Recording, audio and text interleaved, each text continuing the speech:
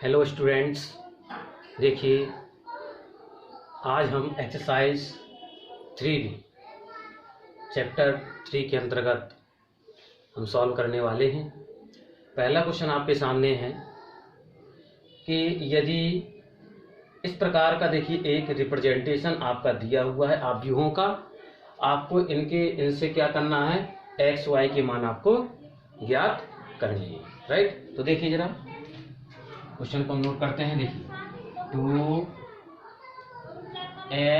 7 एक आव्यूह है, 5y - 3 प्लस 3 1 - 4 2 इक्वल 7 15 6 14। देखिए तो फर्स्टली हम क्या करेंगे, हम सबसे पहले इस 2 का अंदर गुणा कर देंगे। ठीक है ना, 2 का इस आव्यूह में हम गुणा कर देंगे। 2 का गुणा सब में करेंगे, 2 गुणा x में 2x हो जाएगा, 2 पंचे 10, 2 सत्ते 14, 2 का गुणा इसमें करेंगे 2y - 6। ठीक है ना, प्लस यहाँ भी सेम 3 1 - 4 2 इक्वल 7 15 6 14। एम आई राइट। अब देखिए हम क्या करेंगे, इन दोनों को हम क्या कर लेंगे, जोड़ लेंगे इन दोनों आव्यूहों को। तो जोड़िए जरा, 2x में हम 3 जोड़ेंगे तो 2x + 3 हो जाएगा, क्रम के हिसाब से जोड़े जाएंगे। और 10 में -4 तो 10 - 4 हो जाएंगे, और 14 में 1 ऐड करेंगे तो 15 हो जाएगा ये। और इसमें जब आप 2 ऐड करेंगे तो हो जाएगा 2y - 4, तो -6 + 2 -4। देखिए 10 - 4 यानी 6 लिख सकते हैं डायरेक्ट हम यहाँ पर। ठीक है, अब देखिए इक्वल 7 15 6 14। राइट, अब क्या करेंगे, हमने आपको प्रीवियस टर्न पर ये बताया कि जब 2 आव्यूह आपके बराबर में दिए गए हों तो हम क्या करते हैं, उन दोनों आव्यूहों की हम तुलना करते हैं। तुलना में क्या किया जाता है, समान क्रम के अवयवों को हम बराबर करते हैं। तो देखिए, तो बाय कंपैरिजन तुलना से देखिए तो क्या हो जाएगा, 2x + 3 किसके इक्वल हो जाएगा, 7 के। 2x + 3 इक्वल 7, यानी 2x इक्वल हो जाएगा कितना, 4। यहाँ से x की वैल्यू कितनी निकल आएगी आपकी, 2। राइट, अब दूसरी कंपैरिजन देखिए, अब 6 इक्वल 6 करने से कोई फायदा नहीं, कौन सी एक्स वाई की वैल्यू फाइंड हो रही है, हमें केवल एक्स वाई की वैल्यू बराबर करने, तो हमें एक्स वाई वैल्यू टर्म जो है उनकी तुलना करनी पड़ेगी। तो एक्स देखो, तो एक्स वाला पद ये था, इसकी तुलना कर दिए, वाई वाला पद इसकी तुलना करिए, इसकी तुलना इससे होगी तो ये दोनों बराबर हो जाएंगे, यानी कि 2y - 4 इक्वल 14। यहाँ से जब कैलकुलेट करेंगे तो y का मान कितना आ जाएगा आपका, देखिए 4 जाके जुड़ जाएगा, 14 4 18, 2 का भाग हुआ तो 9। ठीक है ना, तो y का मान ये आ गया 9। तो देखिए इस प्रकार से आप क्वेश्चन आपका सॉल्व कर सकते हैं। ये क्वेश्चन आपको समझ में आया होगा। ठीक है, अब चलते हैं हम नेक्स्ट क्वेश्चन की ओर।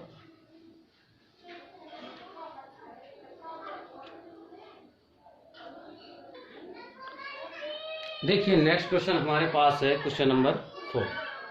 लिखा हुआ है सरल कीजिए, यानी इसको हमें सिंप्लीफाई करना है, यानी कि इसको हमें हल करना है। ठीक है ना, सबसे पहले हम क्या करेंगे, cos थीटा का हम इस आव्यूह में गुणा कर देंगे और sin थीटा का हम इस आव्यूह में गुणा कर देंगे। करिए गुणा, तो cos थीटा का cos थीटा में हो जाएगा cos² थीटा, और cos थीटा का माइनस sin थीटा में करेंगे तो minus sin theta cos theta, cos theta का sin थीटा में करिए तो cos थीटा sin थीटा,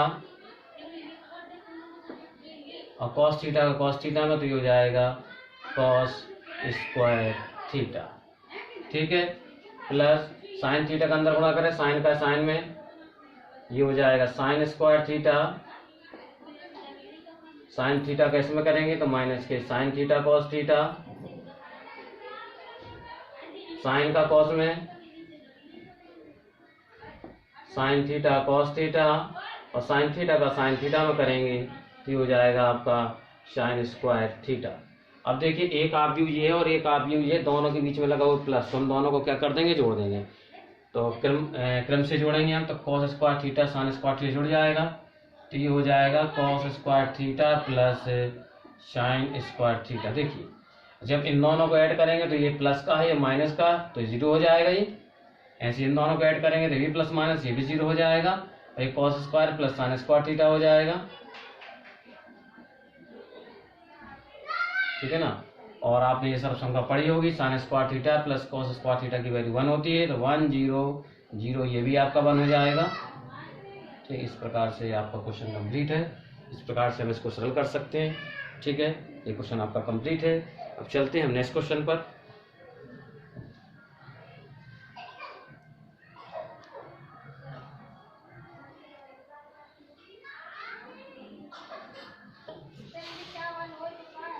देखिए अगले क्वेश्चन पर हम क्वेश्चन नंबर 7 है, सॉरी क्वेश्चन नंबर 7।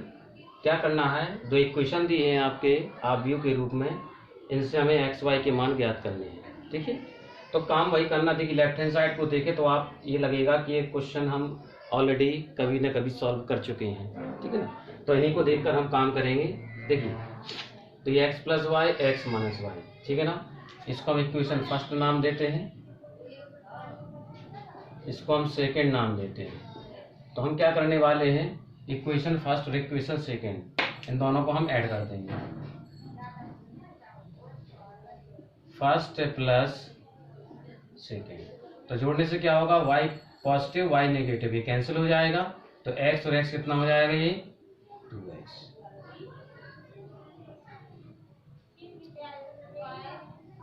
ठीक है, अब बाएं तरफ ऐड किया, अब दाएं तरफ करेंगे। दाएं तरफ ये दो आव्यूह हैं, तो आव्यूह को क्रम से ऐड करेंगे। देखिए 1 + 3 यानी 4 हो जाएगा ये, और 3 - 1 ये 2 हो जाएगा, और -2 + 2 ये 0 हो जाएगा, और 4 + 0 यानी कि ये 4 हो जाएगा।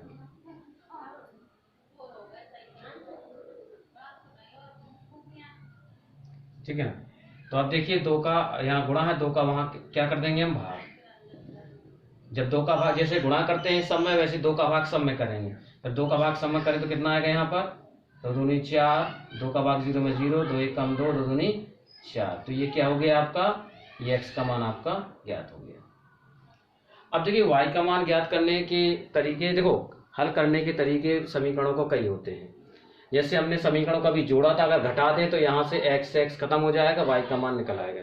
या फिर एक काम कर दें, आप x का मान जो आपने निकाला हुआ है किसी एक समीकरण में आप प्लेस कर दें। ठीक है ना, यहाँ जैसे कर सकते हैं। ठीक है ना, तो हम क्या कर लेंगे, अब फर्स्ट में से हम सेकेंड इक्वेशन को घटा देंगे।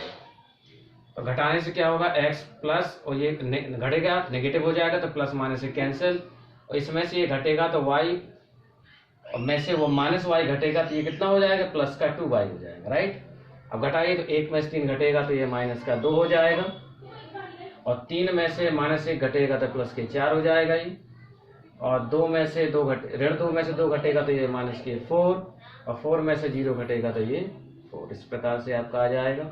एक बार चेक कर लीजिए जरा, 1 में से 3 घटेगा, 1 - 3 यानी कि -2, 3 में -1 यानी कि +4, और -2 में से -2 सब्ट्रैक्ट होगा तो ये आपका आएगा -4, और 4 में से 0 सब्ट्रैक्ट होगा तो ये आपका आएगा 4।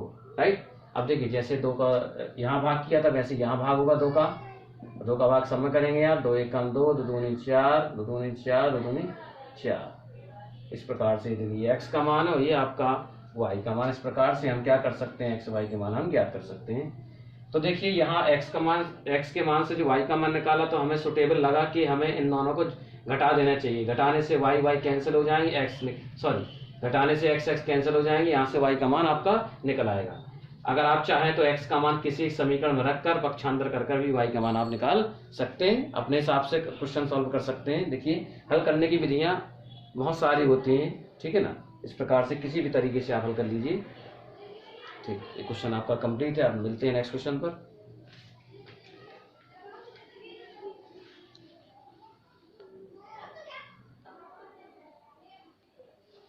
देखिए अगला क्वेश्चन हम लेते हैं, क्वेश्चन नंबर 8। इसमें 3 आव्यूह दिए गए हैं, आव्यूह ए है, आव्यूह बी है, आव्यूह सी है, राइट। तो निम्नलिखित ज्ञात कीजिए, कुछ वैल्यूज हमें फाइंड करनी है। तो सबसे पहला पार्ट इसमें है, हमें फाइंड करना है ए प्लस बी, राइट। तो ए प्लस बी कैसे निकालेंगे, बड़ा सिंपल है, हमें ए और बी आव्यूह क्या कर देने, जोड़ देने। देखिए इसी के बराबर निकाल लेते हैं हम। आव्यूह ए क्या है, ये रहा आव्यूह ए, 2 3 4 2, ठीक है। अब प्लस बी, आव्यूह बी ये रहा आपका 1 - 2 3 5, हम दोनों को जोड़ लेते हैं। देखिए 2 + 1 यानी 3 हो जाएगा, 4 + 3 यानी कि 7 हो जाएगा, 3 - 2 ये 1 हो जाएगा, 2 + 5 यानी कि 7, ठीक है ना। ये प्लस बी आपका फाइंड हो गया। अभी कुछ पार्ट इसमें और भी हैं। सेकेंड पार्ट इसका है ए माइनस बी, ठीक है ना। तो ए माइनस बी आप देख लें, तो ए की वैल्यू ये रही आपकी 2 3 4 2, प्लस बी की वैल्यू ये रही आपकी 1 - 2 3 5, ठीक है। घटा दें आप, देखो 2 में से 1 घटेगा तो आपका 1 आएगा, और 4 में से 3 घटेगा तो ये भी 1 आएगा, लेकिन 3 में से जब ऋण 2 घटेगा तो ये प्लस का 5 हो जाएगा, और 2 में से 5 घटेगा तो ये माइनस के 3 हो जाएगा। ये आपका निकल आया ए माइनस बी, ठीक है। अब देखिए नेक्स्ट पार्ट है आपका इसमें, थर्ड पार्ट,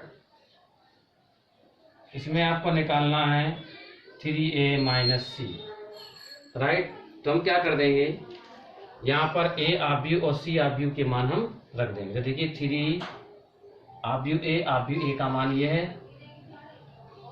2 3 4 2, माइनस सी आव्यूह रहा -2 3 5 4।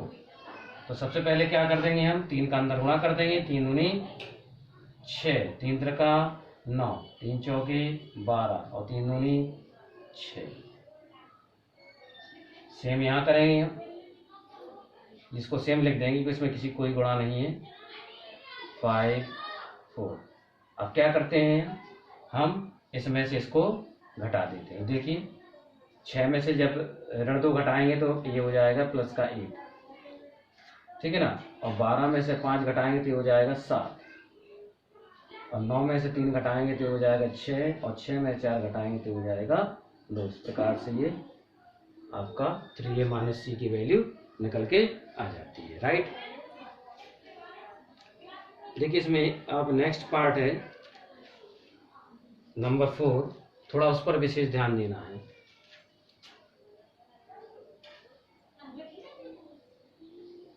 चौथे पार्ट पर हमें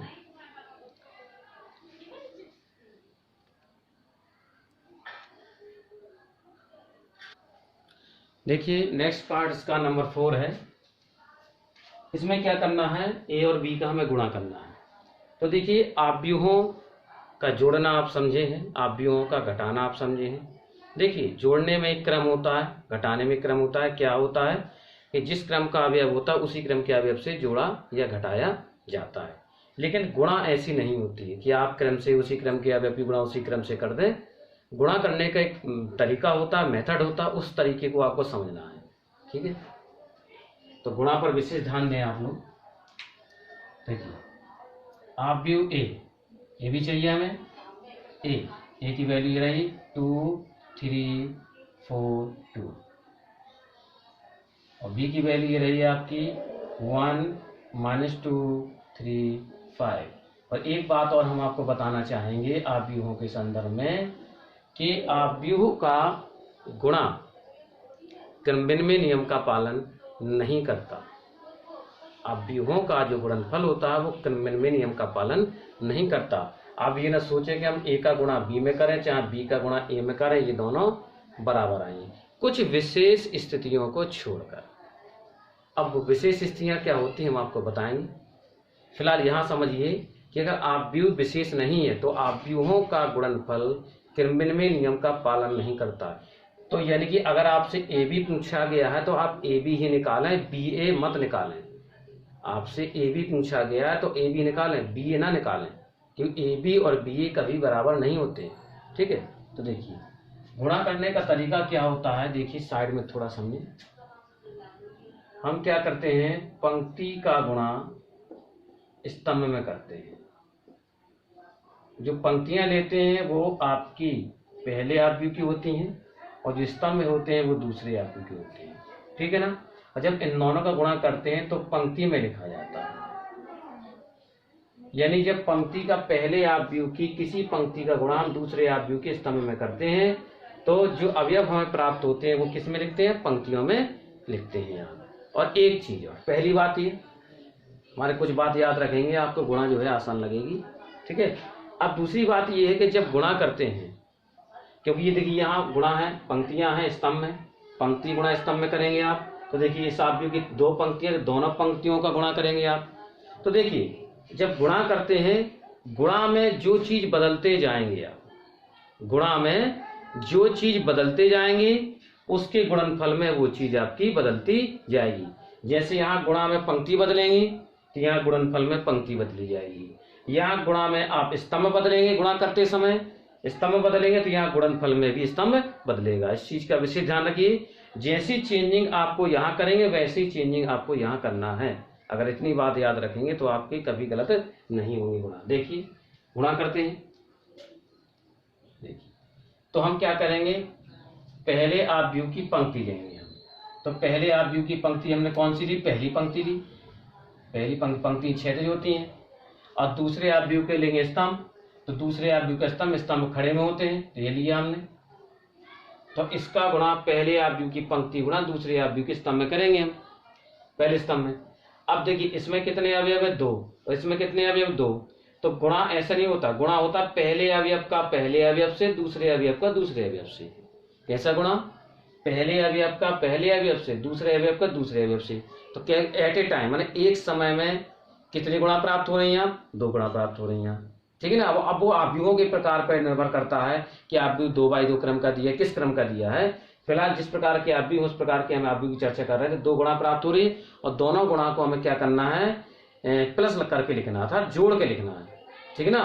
और फिर जैसा चिन्ह आएगा प्लस, अगर कोई चिन्ह नहीं आ रहा तो प्लस लगा के लिखना, और माइनस आ रहा तो माइनस लगा के लिखना। राइट। देखिए गुणा करते हैं, 2 की गुणा करेंगे तो एक पहले अवयव की पहले अवयव से, 2 का गुणा 1 में करेंगे 2 हो जाएगा। अब 4 दूसरे अवयव की दूसरे अवयव से करेंगे, 4 दूनी 8, -8 आ रहा तो प्लस नहीं माइनस लगा के लिखेंगे -8। ठीक है ना। तो देखिए ये पहले आप पंक्ति गुणा हमने पहले स्तंभ में कर दी। अब पहले जैसे आप गुणा करते हैं, जैसे आप 42 का गुणा 36 में करें तो ऐसा तो करते नहीं, 6 गुणा आपने 2 में कर दिए, 3 गुणा आपने 4 में कर दिया। जब 6 गुणा करें, 6 गुणा 2 में भी करेंगे और 4 में भी करेंगे। इसी प्रकार हम इस पंक्ति गुणा पहले स्तंभ में भी करेंगे और दूसरे स्तंभ में भी करेंगे। तो हम दूसरे स्तंभ में करते हैं गुणा। ठीक है। अब इसका गुणा दूसरे स्तंभ में करेंगे। तो बताइए हमने क्या बदला, हमने अभी बताया था आपको कि जो चीज आप गुणा में बदलते जाएंगे वही गुणनफल में चेंज होता जाएगा। तो आपने यहाँ पंक्ति तो नहीं बदली, स्तंभ बदला तो स्तंभ यहाँ बदलेंगे।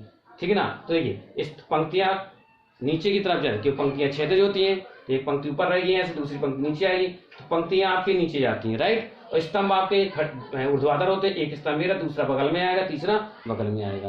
यानी पंक्तियां नीचे की ओर जाएंगी, स्तंभ आपके साइड में जाएंगे। राइट। तो देखिए अब हम इसका गुणा दूसरे स्तंभ में कर रहे हैं, तो स्तंभ बदला हमने, स्तंभ बदला तो स्तंभ आप बदलेंगे। अब आप स्तंभ बदले, स्तंभ कहाँ बदला जाएगा, बगल में।